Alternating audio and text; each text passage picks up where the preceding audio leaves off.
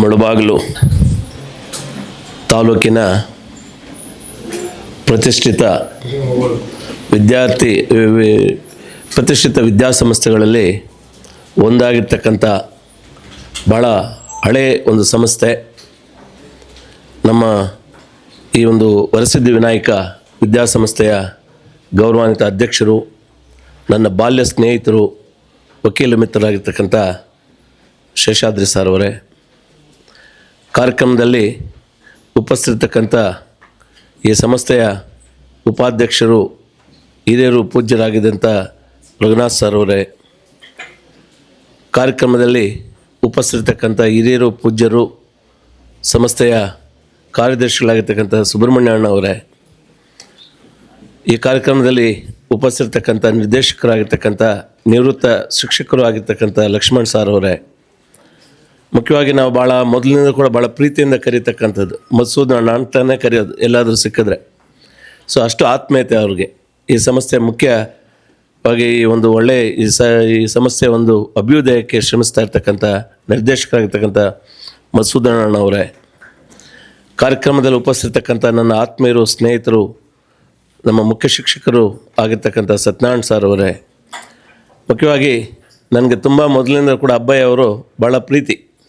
ಸುಮಾರು 20 ವರ್ಷದ ಒಂದು ಸ್ನೇಹಿತರು ನಮಗೆ ಅಬ್ಬಯ್ಯ ಅವರು. ನಮ್ಮ ಪ್ರಾಂಶುಪಾಲರಾಗಿರ್ತಕ್ಕಂಥ ಅಬ್ಬಯ್ಯ ಸರ್ ಅವರೇ, ಎಲ್ಲ ಉಪನ್ಯಾಸಕ ವೃಂದದವರೇ ಮತ್ತು ಎಲ್ಲ ಶಿಕ್ಷಕ ವೃಂದದವರೇ, ವೇದಿಕೆ ಒಂದು ಮುಂಭಾಗದಲ್ಲಿ ಆಸನರಾಗಿರ್ತಕ್ಕಂಥ ಪ್ರೀತಿಯ ಮಕ್ಕಳೇ ಮತ್ತು ಪತ್ರಿಕಾ ಮತ್ತು ದೃಶ್ಯ ಮಾಧ್ಯಮದಿಂದ ಬಂದಿರತಕ್ಕಂಥ ನಮ್ಮ ಚಲಪತಿ ಸರ್ ಅವರೇ, ನಮ್ಮ ಜಗದೀಶ್ ಅವರೇ, ಶಂಕರ್ ಅವರೇ, ನನ್ನ ಸ್ನೇಹಿತ ಆಗಿರ್ತಕ್ಕಂಥ ನರಸಿಂಹ ಶೆಟ್ಟಿ ಅವರೇ, ಪ್ರೀತಿಯ ಮಕ್ಕಳೇ, ಅಧ್ಯಕ್ಷರಿಂದ ಹಿಡಿದು ಭಾಳಷ್ಟು ಜನ ಅರ್ಥಪೂರ್ಣವಾಗಿ, ಅರ್ಥಗರ್ಭಿತವಾಗಿ ಮಾತಾಡಿದ್ದಾರೆ. ಈ ಸಂಸ್ಥೆಗೆ ನನ್ನ ಸ್ನೇಹಿತ ಆಗಿರ್ತಕ್ಕಂಥ ಶೇಷಾದ್ರಿ ಅವರು ಕರೆದಾಗ ನಾನು ಮೊನ್ನೆನೇ ಬರಬೇಕಾಯಿತು, ಕಾರಣಾಂತರಗಳಲ್ಲಿ ಬರಲಿಕ್ಕಾಗಲಿಲ್ಲ. ಆದರೆ ಮೊನ್ನೆ ಫೋನ್ ಮಾಡಿ ಇಲ್ಲ ನೀವು ಒಂದು ಕಾರ್ಯಕ್ರಮಕ್ಕೆ ಬರಬೇಕು ಅಂದಾಗ ಭಾಳ ಸಂತೋಷದಿಂದ ಒಪ್ಪಿಕೊಂಡೆ. ಯಾಕಂದರೆ ಈ ಸಂಸ್ಥೆ ಬಗ್ಗೆ ನನಗೆ ಭಾಳ ಗೌರವ ಇದೆ. ನಮ್ಮ ತಂದೆಯು ಕೂಡ ಈ ಸಂಸ್ಥೆ ಬಗ್ಗೆ ಹೇಳ್ತಾ ಇದ್ರು. ಭಾಳಷ್ಟು ಮುನಿಯಪ್ಪ ಅಂತ ಏನೋ ಅವರು ಉಲ್ಲೇಖ ಮಾಡಿದ್ರು, ಮುಖ್ಯ ಶಿಕ್ಷಕರು ನಮ್ಮ ತಂದೆಯವರು ಭಾಳ ಸ್ನೇಹಿತರು. ಸೊ ಆ ನಿಟ್ಟಿನಲ್ಲಿ ಈ ಸಂಸ್ಥೆ ಬೆಳೆದು ಬಂದಂಥ ರೀತಿ, ಇಲ್ಲಿ ವಿದ್ಯಾರ್ಜನೆ ಮಾಡಿದಂಥ ಮಕ್ಕಳು ಅವರು ಎಂಥ ಒಂದು ಎತ್ತರಕ್ಕೆ ಬೆಳೆದಿದ್ದಾರೆ ಅಂತಕ್ಕಂಥ ನಿದರ್ಶನಗಳು ಭಾಳಷ್ಟಿದೆ. ಸೊ ಆ ನಿಟ್ಟಿನಲ್ಲಿ ಒಂದು ಈ ಸಂಸ್ಥೆ ನನಗೆ ತಿಳಿದಾಗೆ ಕಾಸಿಗಾಗಿ ಕೆಲಸ ಮಾಡ್ತಾ ಇರ್ತಕ್ಕಂಥ ಸಂಸ್ಥೆ ಅಲ್ಲ, ಸೇವೆಯನ್ನು ಮನದಲ್ಲಿಟ್ಕೊಂಡು ಸೇವೆಗಾಗಿ ಕೆಲಸ ಮಾಡ್ತಾ ಇರ್ತಕ್ಕಂಥ ಒಂದು ಪ್ರತಿಷ್ಠಿತ ಸಂಸ್ಥೆ ಅಂತ ನನ್ನ ಮನದಾಳದ ಒಂದು ಮಾತು ಇದಾಗಿದೆ. ಇದರಲ್ಲಿ ಯಾವ ಒಂದು ತಪ್ಪು ಇಲ್ಲ ಅಂತ ಕೂಡ ನಾನು ಭಾವಿಸ್ತೀನಿ. ಆದಮೇಲೆ ತಾವೆಲ್ಲರೂ ಕೂಡ ಮಕ್ಕಳು ಒಳ್ಳೆಯ ಶಿಕ್ಷಣವನ್ನು ಪಡಿತಾ ಇದ್ದೀರಿ. ಶಿಕ್ಷಣ ಜೀವನದಲ್ಲಿ ಮಕ್ಕಳಿಗೆ ಭಾಳ ಪ್ರಮುಖವಾಗಿರ್ತಕ್ಕಂಥ ಒಂದು ಘಟ್ಟ. ಕುವೆಂಪು ಅವರು, ರಾಷ್ಟ್ರಕವಿ ಕುವೆಂಪು ಅವರು ನಮಗೆ ಶಿಕ್ಷಣ ಎಷ್ಟು ಮುಖ್ಯ ಅಂತ ಒಂದು ಕಡೆ ವ್ಯಾಖ್ಯಾನ ಮಾಡ್ತಾರೆ. ಮಗು ಹುಟ್ಟುತ್ತಲೇ ವಿಶ್ವಮಾನವ. ಆ ಮಗು ಬೆಳೀತಾ ಬೆಳೀತಾ ಮನುಷ್ಯ ಅಲ್ಪಮಾನವನ್ನು ಹಾಕ್ಸ್ಕೊಳ್ತಾನೆ. ಅಲ್ಪಮಾನವನಾಗಿರ್ತಕ್ಕಂಥವನ್ನ ಮತ್ತೆ ವಿಶ್ವಮಾನವದತ್ತ ಕೊಂಡೊಯ್ಯಬೇಕಾದ್ರೆ ಶಿಕ್ಷಣ ಅಗತ್ಯ ಅಂತಕ್ಕಂಥ ಮಾತನ್ನು ಉಲ್ಲೇಖ ಮಾಡ್ತಾ ಇದ್ದಾರೆ ಕುವೆಂಪು ಅವರು. ಏನಿದೆ ಅರ್ಥ? ಹುಟ್ಟಿದಾಗ ಮಕ್ಕಳು ನಾವು ಆ ಮಗುಗೆ ನಿಷ್ಕಲ್ಮಶವಾದಂಥ ಮನಸ್ಸು, ಇದು ಮಾಡ್ಬೋದಾ ಮಾಡಬಾರ್ದಾ, ಇದು ತಪ್ಪಾ ಸರಿಯಾ ಅಂತ ಆ ಮಗು ಗೊತ್ತಿರಲ್ಲ. ನಿಷ್ಕಲ್ಮಶವಾದಂಥ ದೇವ್ರಿಗೆ ಹೋಲಿಸ್ತಾರೆ ಮಕ್ಕಳನ್ನು. ಕಾಲಕ್ರಮೇಣ ಏನಾಗ್ತೀವಿ, ಬೆಳಿತೀವಿ. ಮನುಷ್ಯರಾಗಿ ಬೆಳೆದಾಗ ಮನುಷ್ಯ ಭಾಳ ಅಲ್ಪಮಾನವನಾಗ್ತಾನೆ. ಯಾಕಂದರೆ ದುರಾಸೆಗಳು ಅವನನ್ನು ಆವರಿಸ್ಕೊಂಡಿರ್ತದೆ, ಕೆಟ್ಟ ಅಭ್ಯಾಸಗಳು ಅವನು ಆವರಿಸ್ಕೊಂಡಿರ್ತದೆ. ಅವನು ತುಳಿಬೇಕು, ನಾನು ಮೇಲೆ ಬರಬೇಕು, ಅವನೆಲ್ಲಾದರೂ ಹೋಗಲಿ, ನಾನು ಬದುಕಿದ್ರೆ ಸಾಕು ಅಂತ ಒಂದು ಕೆಟ್ಟ ಆಲೋಚನೆಗಳನ್ನು ಮೈ ತುಂಬಿಸ್ಕೊಂಡು ಜೀವನದಲ್ಲಿ ಒಬ್ಬ ಅಲ್ಪಮಾನವ ಅನಿಸ್ಕೊಳ್ತಾನೆ. ಅಂಥ ಕೆಟ್ಟ ಆಲೋಚನೆಗಳನ್ನು ಅವನಲ್ಲಿ ಹೋಗಲಾಡಿಸ್ಬೇಕಾದ್ರೆ ಅವನಿಗೆ ಶಿಕ್ಷಣ ಕೊಟ್ಟರೆ ಅವನಲ್ಲಿರ್ತಕ್ಕಂಥ ಕೆಟ್ಟ ಆಲೋಚನೆಗಳು ಹೋಗಿ ಒಳ್ಳೆಯ ಆಲೋಚನೆ ಮುಂದೆ ಸಾಗ್ತಾನೆ. ಅಂಥ ಆಲೋಚನೆಗಳ ಕಡೆ ಅವನು ಮುಂದೆ ಸಾಗಬೇಕಾದ್ರೆ ಶಿಕ್ಷಣ ಅಗತ್ಯ ಅಂತಕ್ಕಂಥ ಮಾತನ್ನು ಪ್ರತಿಪಾದಿಸಿದ್ರು ಯಾರು? ಕುವೆಂಪು ಅವರು. ಸೊ ಇದನ್ನು ನಾವು ಹಿನ್ನೆಲೆಯಾಗಿ ತಗೊಂಡಾಗ ನಾನು ಕೆಲವಾರು ಮಾತುಗಳನ್ನು ತಮ್ಮ ಮುಂದೆ ನಾನು ವ್ಯಕ್ತಪಡಿಸಲಿಕ್ಕೆ ಇಷ್ಟಪಡ್ತೇನೆ. ಆದಮೇಲೆ ನಾನು ಪ್ರತಿ ಕಡೆ ಹೇಳ್ತಾ ಇರ್ತೇನೆ, ನಮ್ಮ ಬದುಕು ಯಾವತ್ತೂ ನಮ್ಮ ಕೈಯಲ್ಲಿದೆ. ನಮ್ಮ ಬದುಕು ಇನ್ನೊಬ್ಬರ ಕೈಯಲ್ಲಿಲ್ಲ. ಯಾಕಂತ ಹೇಳಿದ್ರೆ ನೀವು ಮುಖ್ಯವಾಗಿ ಜೀವನದಲ್ಲಿ ಒಂದು ಕಡೆ ತಂದೆ ತಾಯಿಗಳನ್ನು ಇನ್ನೊಂದು ಕಡೆ ನಿಮಗೆ ವಿದ್ಯಾರ್ಜನೆ ಮಾಡಿದಂಥ ಗುರುಗಳನ್ನು ಆದರ್ಶವಾಗಿ ತಗೋಬೇಕು. ಯಾಕೆ ಆದರ್ಶವಾಗಿ ತಗೋಬೇಕು ಅನ್ನೋದಕ್ಕೆ ನಮ್ಮಲ್ಲಿ ಭಾಳಷ್ಟು ಉದಾಹರಣೆಗಳಿದೆ. ಚರಿತ್ರೆಗಳನ್ನು ಓದಬೇಕು, ಚರಿತ್ರೆಗಳನ್ನು ಅಧ್ಯಯಿಸಬೇಕು. ಯಾಕಂದರೆ ಥಾಮಸ್ ಆಲ್ವಾ ಎಡಿಸನ್ ತಾವೆಲ್ಲರೂ ಕೂಡ ಕೇಳಿದ್ರಿ, ಒಬ್ಬ ಮಹಾನ್ ವಿಜ್ಞಾನಿ. ಹೆಂಗೆ ತಾಯಿ ಅಥವಾ ತಂದೆ ಜೀವನದಲ್ಲಿ ಮಕ್ಕಳಿಗೆ ಒಂದು ಆದರ್ಶಪ್ರಾಯವಾಗಿರ್ತಾರೆ ಅಂತ ಹೇಳೋದಕ್ಕೆ ಒಂದು ನಿದರ್ಶನ. ಅವನು ಚಿಕ್ಕ ವಯಸ್ಸಿನಲ್ಲಿ ಬಹಳ ತುಂಟ, ಪ್ರತಿನಿತ್ಯ ಗಲಾಟೆ ಮಾಡ್ತಕ್ಕಂಥದ್ದು. ಇದರಿಂದ ಶಿಕ್ಷಕ ಬೇಸತ್ತೋ, ನೋಡು ನೀನು ಹಾಳಾಗೋದಿಲ್ಲ ಅಲ್ಲದೆ ಮಕ್ಕಳು ಹಾಳು ಮಾಡ್ತಾ ಇದೆಯಾ, ನೀನು ಶಾಲೆಯಿಂದ ಹೋಗು ಅಂತ ಕಳಿಸ್ಬಿಡ್ತಾನೆ. ಸರಿ ಹತ್ಕೊಂಡು ಮನೆಗೆ ಬರ್ತಾನೆ. ತಾಯಿಗೆ ಹೇಳ್ತಾನೆ, ನನ್ನ ಶಿಕ್ಷಕರು ಏನು ಶಾಲೆಯಿಂದ ಕಳಿಸ್ಬಿಟ್ರು ಅಂತ. ಮತ್ತು ಆ ಹುಡುಗನ ಕೈ ಹಿಡ್ಕೊಂಡು ನೇರವಾಗಿ ತಾಯಿ ಶಾಲೆಗೆ ಬರ್ತಾಳೆ. ಅಂಗ್ಲಾಚಿ ಬೇಡ್ಕೊಳ್ತಾರೆ ಶಿಕ್ಷಕರನ್ನ, ಏನೋ ತಪ್ಪು ಮಾಡಿದ್ದಾನೆ, ಮುಂದೆ ಅದನ್ನು ನಾನು ಸರಿಪಡಿಸ್ಕೊಳ್ತೇನೆ, ಅದಕ್ಕೊಂದು ಅವಕಾಶ ಕೊಡಿ ಅಂದರೆ, ಇಲ್ಲ ಇದನ್ನ ಹಾಳಾಗೋದಲ್ದಿರ ಬೇರೆಯವರು ಹಾಳಾಗ್ತಾರೆ, ಇದನ್ನ ಬೇಡ ನೀವು ಇದನ್ನ ಕರ್ಕೊಂಡು ಹೋಗಿ ಅಂತ ಹೇಳಿಬಿಡ್ತಾನೆ. ಆಗ ಮಗನ ಬಗ್ಗೆ ಆಕೆಗೆ ಆಗಲೇ ಗೊತ್ತಿತ್ತು, ಮಗ ಎಂಥ ಬುದ್ಧಿವಂತ, ಅವನು ಯಾವ ಮಟ್ಟಕ್ಕೆ ಹೋಗ್ತಾನೆ ಅಂತ ಹೋಗ ಶಿಕ್ಷಕರಿಗೆ ಹೇಳ್ತಾರೆ. ಇವತ್ತು ನನ್ನ ಮಗನನ್ನು ಇಲ್ಲಿ ಶಾಲೆಯಲ್ಲಿ ಬೇಡ ಅಂತ ಇದ್ದೀರಿ, ಆದರೆ ಒಂದು ದಿನ ಬರ್ತದೆ ಇಡೀ ವಿಶ್ವವೇ ನನ್ನ ಮಗನ ಕಡೆ ನೋಡುವಾಗ ಮಾಡ್ತೀನಿ ಅಂತ ಹೇಳಿ ಪಣ ತೊಟ್ಟು ಆ ಮಗನ ಕೈ ಹಿಡ್ಕೊಂಡು ಆಚೆ ಬರ್ತಾಳೆ ತಾಯಿ.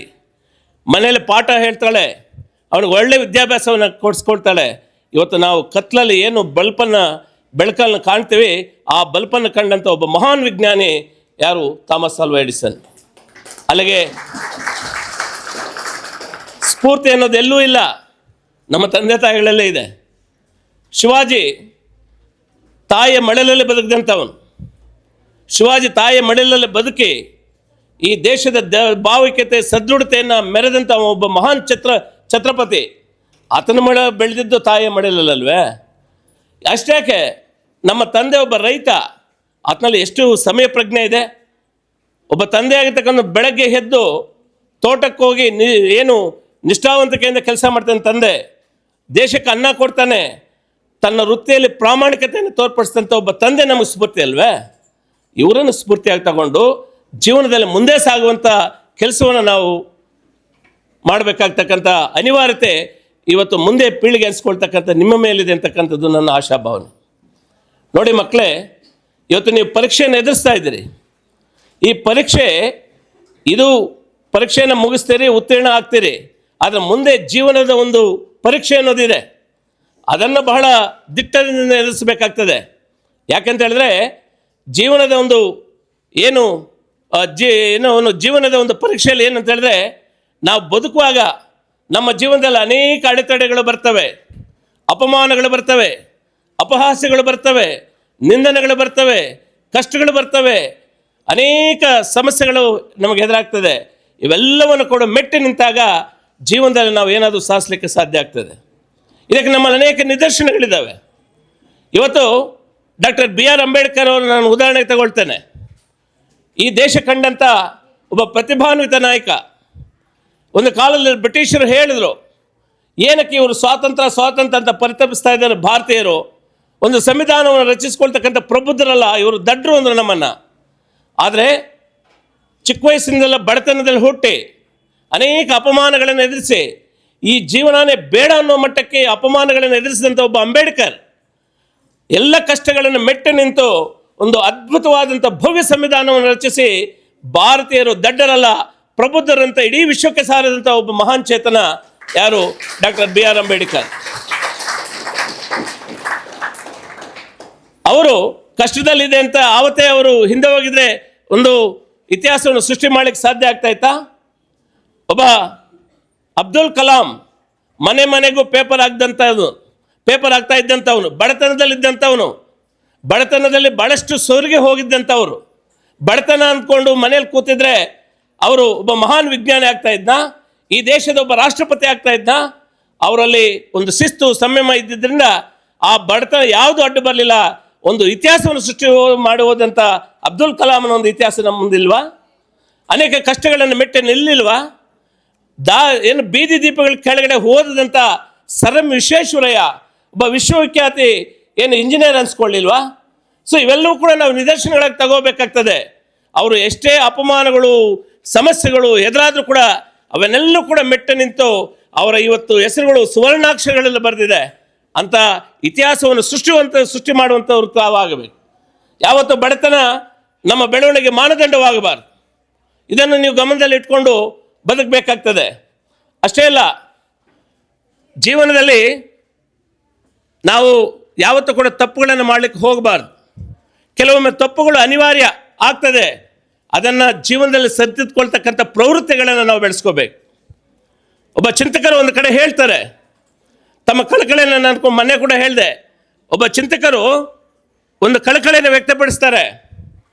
ನಾವೊಂದು ಕಲ್ಲನ್ನು ಕೆತ್ತಿದ್ರೆ ಅದು ಶಿಲ್ಪಿಯಾಗಿ ರೂಪುಗೊಳ್ತದಂತೆ, ಆದರೆ ಜೀವನದುದ್ದಕ್ಕೂ ಕೆತ್ತಿದ್ರೂ ಕೂಡ ಶಿಲ್ಪಿಯಾಗಿ ರೂಪುಗೊಳ್ಳದೆ ಇರ್ತಕ್ಕಂಥ ವಸ್ತು ಈ ಪ್ರಪಂಚದಲ್ಲಿ ಏನಾದರೂ ಇದ್ದರೆ ಮನುಷ್ಯ ಅಂತ. ಯಾಕೆ? ನಮ್ಮ ದುರಾಲೋಚನೆಗಳು, ನಮ್ಮ ಕೆಟ್ಟ ಆಲೋಚನೆಗಳು, ನಮ್ಮ ನಕಾರಾತ್ಮಕ ಚಿಂತನೆಗಳು ಮನುಷ್ಯನನ್ನು ಅಲ್ಪಮಾನವನ್ನಾಗಿಸ್ಕೊಂಡು ನಾವು ಯಾವತ್ತೂ ಕೂಡ ಶಿಲ್ಪಿ ಆಗಲಿಕ್ಕೆ ಸಾಧ್ಯ ಇಲ್ಲ ಅಂತ ಪ್ರವೃತ್ತಿಗಳನ್ನು ಬೆಳೆಸ್ಕೊಳ್ತಾ ಇದ್ದೀವಿ ಅಂತಕ್ಕಂಥ ಕಳಕಳಿಯನ್ನು ವ್ಯಕ್ತಪಡಿಸಿದ್ರು. ಯಾಕಂದರೆ ನಿಮ್ಮಲ್ಲಿ ನಾನು ಕಳಕಳಿಯಿಂದ ಮನವಿ ಮಾಡ್ತಕ್ಕಂಥದ್ದು ಇಷ್ಟೇ, ಇವತ್ತಿನ ಮಕ್ಕಳು ಈ ದೇಶದ ಒಂದು ಭಾವೈಕ್ಯತೆ, ಒಂದು ಸದೃಢತೆಯನ್ನು ಕಾಪಾಡ್ಕೊಂಡು ಹೋಗ್ತಕ್ಕಂಥ ಪರಿಪೂರ್ಣವಾದಂಥ ಜವಾಬ್ದಾರಿ ಇವತ್ತು ನಿಮ್ಮ ಮುಂದಿದೆ. ತಾವೆಲ್ಲರೂ ಕೇಳಿದೆ, ಭಗತ್ ಸಿಂಗ್ 24 ವರ್ಷ ವಯಸ್ಸು, ಚಿಕ್ಕ ವಯಸ್ಸಿನಲ್ಲಿ ನೇಣಗಂಬ ಹೇರಿದಂಥ ಒಬ್ಬ ಮಹಾನ್ ಚೇತನ. ಆತನಿಗೆ ಇನ್ನೇನು ಕೆಲವೇ ಕ್ಷಣಗಳಲ್ಲಿ ನೇಣಗಂಬವನ್ನು ಹತ್ತಿಸ್ತಾರೆ. ಅವರನ್ನು ಕರ್ಕೊಂಡು ಬಂದಾಗ ಇನ್ನೇನು ಕೆಲವೇ ಕ್ಷಣಗಳಲ್ಲಿ ನೇಣಗಂಬಕ್ಕೆ ಹತ್ತಿಸುವಂಥ ಸಂದರ್ಭದಲ್ಲಿ ಗಳಗಳಗಳನ್ನೇ ನಗ್ತಾ ಇರ್ತಾನೆ. ಆಗ ಬ್ರಿಟಿಷ್ ಅಧಿಕಾರಿ ಕೇಳ್ತಾರೆ, ಏನು ಭಗತ್ ಸಿಂಗ್, ನಿನಗೇನು ತಲೆ ಕೆಟ್ಟಿದೆಯಾ? ಕೆಲವೇ ಕ್ಷಣಗಳಲ್ಲಿ ಸತ್ತೋಗ್ತೇನೆ, ನೀನು ನೇಣಗಂಬಗೆ ಏರ್ತೀಯಾ, ನಿನಗೇನು ಭಯ ಅನ್ನೋದಿಲ್ವಾ ಅಂದಾಗ ಆಗ ಆತನು ಮುಗುಳ್ನಗೆಯಿಂದ ನಗ್ತಾ ಹೇಳ್ತಾನೆ ಆ ಅಧಿಕಾರಿಗೆ, ಬ್ರಿಟಿಷ್ ಅಧಿಕಾರಿಗೆ, ನೋಡಿ ಸ್ವಾಮಿ, ನಾವು ಭಾರತೀಯರು ಹೀಗೆ, ನಾವು ರಾಷ್ಟ್ರ ಪ್ರೇಮ ಅನ್ನೋದು ನಮ್ಮಲ್ಲಿ ಆ ರೀತಿ ಇರ್ತದೆ. ನಾವು ಸತ್ತೋದ್ರೂ ಪರವಾಗಿಲ್ಲ, ಈ ದೇಶವನ್ನು ಕಾಪಾಡುವಂಥ ಎಂಥ ಸಂದಿಗ್ಧ ಪರಿಸ್ಥಿತಿ ಬಂದರೂ ಕೂಡ ಇದನ್ನು ಇದೇ ರೀತಿಯಲ್ಲಿ ನಾವು ಸ್ವೀಕರಿಸ್ತೀವಿ. ಬಹುಶಃ ಇಂಥ ದೃಶ್ಯವನ್ನು ಭಾರತದಲ್ಲಿ ಬಿಟ್ಟರೆ ನೀನು ಎಲ್ಲೂ ಕೂಡ ನೋಡಲಿಕ್ಕೆ ಸಾಧ್ಯ ಇಲ್ಲ. ಈ ಒಂದು ದೃಶ್ಯವನ್ನು ಆನಂದಿಸು ಅಂತ ಹೇಳ್ತಾನೆ ಬ್ರಿಟಿಷ್ ಅಧಿಕಾರಿಗೆ. ಇಂಥ ಮಹಾನ್ ಚೇತನಗಳು ಹುಟ್ಟುಹೋಗಿರ್ತಕ್ಕಂಥ ನಾಡು ಇದು. ದಯವಿಟ್ಟು ನಿಮ್ಮಲ್ಲಿ ನಾನು ಕಳಕಳಿಯಿಂದ ಮನವಿ ಮಾಡ್ತಕ್ಕಂಥದ್ದು, ತಾವೆಲ್ಲರೂ ಕೂಡ ಪರೀಕ್ಷೆಯನ್ನು ಎದುರಿಸ್ತಾ ಇದ್ದೀರಿ. ಆ ಭಗವಂತನ ಅನುಗ್ರಹ ನಿಮ್ಮ ಮೇಲೆ ಇರಬೇಕು. ಇವತ್ತಿನ ಮಕ್ಕಳು ನಾಳಿನ ಒಂದು ಪ್ರಜೆಗಳು ನೀವು.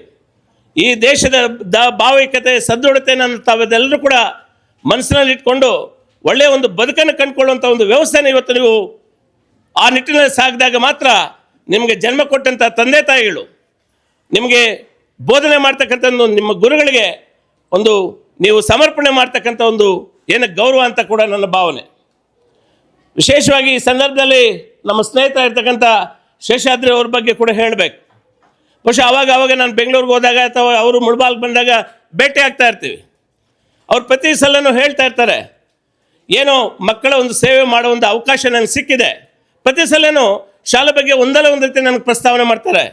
ನನ್ನ ಜೊತೆಗೆ ನನಗೆ ಬೆನ್ನೆಲುಬಾಗಿ ನನ್ನ ಆಡಳಿತ ಮಂಡಳಿ ಇದೆ, ನನಗೆ ಬೆನ್ನೆಲುಬಾಗಿ ನನ್ನ ಶಿಕ್ಷಕರಿದ್ದಾರೆ, ನನ್ನ ಉಪನ್ಯಾಸಕರಿದ್ದಾರೆ, ನಾನು ಏನೋ ಒಂದು ಮಾಡ್ತೀನಿ. ಹಿಂದೆ ಏನು ಒಂದು ಇತಿಹಾಸ ಸೃಷ್ಟಿ ಮಾಡಿತ್ತು ಆ ಸಂಸ್ಥೆ, ನಮ್ಮ ನಿರ್ದೇಶಕರ ಮತ್ತು ಎಲ್ಲ ಸಿಬ್ಬಂದಿ ವರ್ಗದ ಒಂದು ಸಹಾಯದಿಂದ ಏನೋ ಒಂದು ಸೃಷ್ಟಿ ಮಾಡ್ತೀನಿ ಅಂತಕ್ಕಂಥ ಒಂದು ಅಚಲವಾದಂಥ ಒಂದು ಮನಸ್ಸನ್ನು ಇಟ್ಕೊಂಡು ಇವತ್ತು ಕೆಲಸ ಮಾಡ್ತಾ ಇದ್ದಾರೆ. ಹಾಗಾಗಿ ಅವರಿಗೆ ಆ ಭಗವಂತ ಅಷ್ಟೈಶ್ವರ್ಯ ಆರೋಗ್ಯ ಕೊಟ್ಟು ಅವರನ್ನು ಚೆನ್ನಾಗಿಟ್ಟಿರಲಿ.